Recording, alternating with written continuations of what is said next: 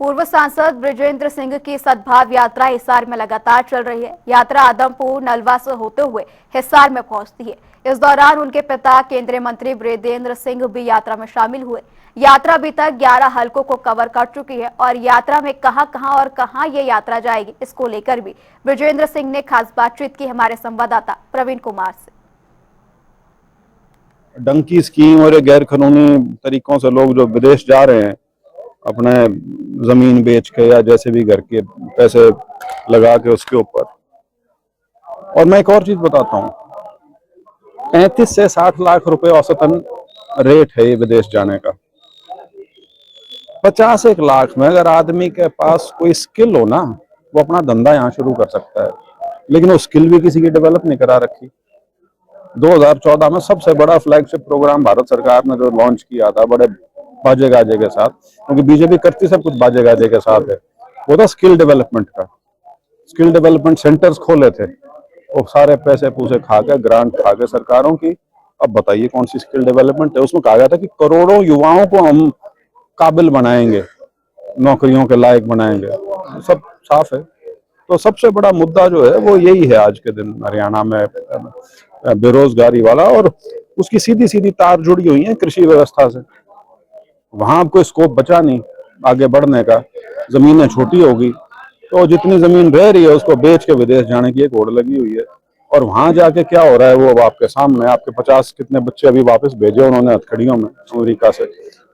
और स्थिति तो इतनी खराब हो चुकी है कि हमारे बच्चे उन इलाकों में भी जाने को तैयार हो रहे हैं जहां लड़ाइयां छिड़ी हुई हैं। आपको ध्यान हो, 1.5 साल पहले इजराइल गए थे। अब इजराइल में लड़ाई हो रही है, फिर भी लोग जा रहे हैं क्योंकि यहाँ कुछ है ही नहीं। यूक्रेन और रूस में जाने लग रहे हैं। झांसा तो ये दिया जाता है कि स्टूडेंट वीजा पे या टूरिस्ट वीजा पे जा रहे हैं, लेकिन वहां जाके उनको लड़ाई के अंदर झोंक देते हैं। हमारे अभी मदन एडी का लड़का है, उसकी बॉडी अभी आई है 3 दिन पहले।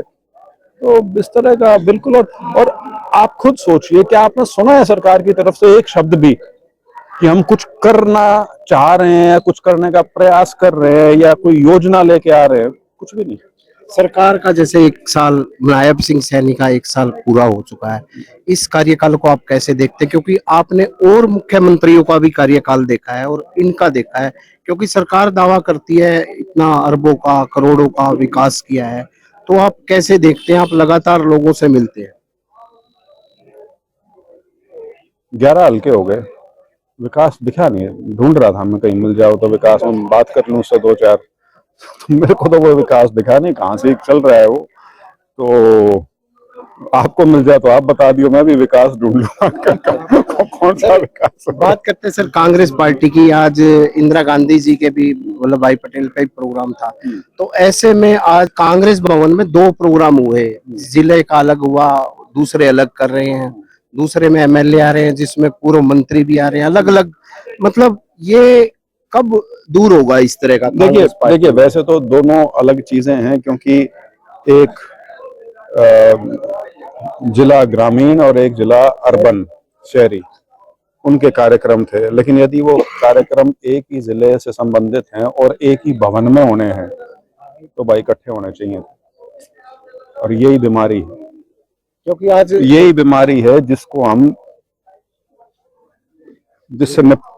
जिसका निपटान करने के लिए हम निकले हैं, और इसका इलाज कर देंगे, आप देखते जाओ। सर सभी नेताओं को आपने न्योता भी दिया है, भूपेंद्र हुड्डा जी को, नरेंद्र जी को अध्यक्ष है जी, तो क्या लगता है आपकी यात्रा में वो आगे कब शामिल होंगे? मेरी आप इस बात को गांठ बांध लेना, यात्रा जब तक खत्म होगी सब आएंगे।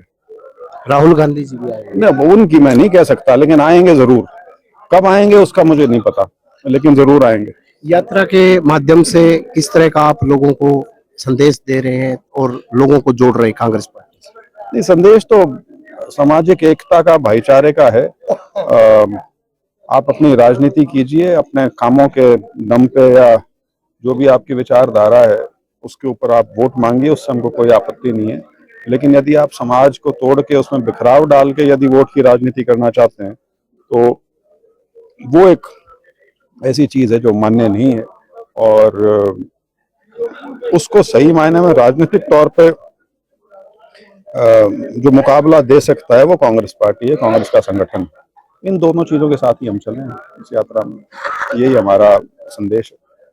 तो ये थे पूर्व सांसद बजेंद्र सिंह का साफ से तौर से कहना है, भाईचारे को लेकर एक ये यात्रा कर रहे हैं, लोगों को जोड़ रहे हैं, जो इस सरकार में जात पात का इस तरह का जहर घोलने का भी काम किया। तो ऐसे में यात्रा उनका यही कहना है कि, और यात्रा के दौरान इनका यही कहना था कि कोई विकास नहीं दिखता, लोगों को दिखते आ रही है, युवाओं को दिखते आ रही है, युवाओं को नौकरियां नहीं मिल रही है। प्रवीण कुमार, जनता टीवी, हिसार।